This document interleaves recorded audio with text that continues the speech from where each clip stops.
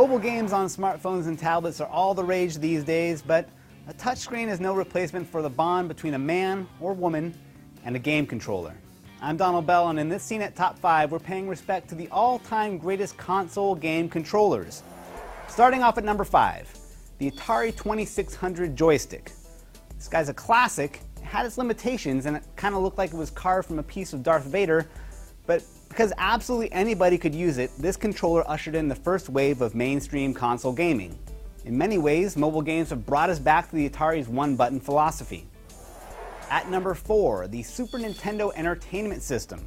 Sure, the original NES controller was more iconic, but it was the SNES that got us used to the 4-button design used on all major consoles today. More importantly, it introduced us to the idea of shoulder buttons, opening up a whole new vocabulary for button combinations and giving the 90s youth a way to play Street Fighter II from the comfort of their home.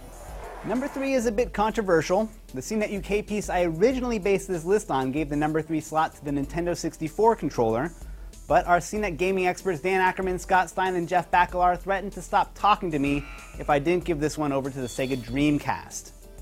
This design laid the groundwork for the Xbox 360 controller, and it had a unique expansion port that could be used with a tiny screen for extra content.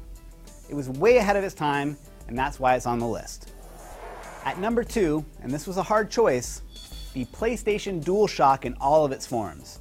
Here was the first controller to include built-in haptic feedback. It debuted in 1997, and Sony is still essentially using the same design today. It ranks right up there with the Walkman in terms of Sony's legacy for industrial design. Now, before we get to our number 1 pick, let's take a minute to acknowledge some of the worst game controllers ever made. There was the Boulder that Atari made for the Jaguar, the Intellivision thing that looked like a phone, but the most worthless controller and one of the most heartless scams perpetrated onto the children of the 80s was the Nintendo Power Glove. It looked so cool, but it was so bad.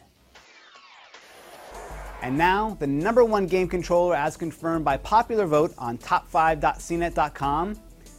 It's the Xbox 360 controller!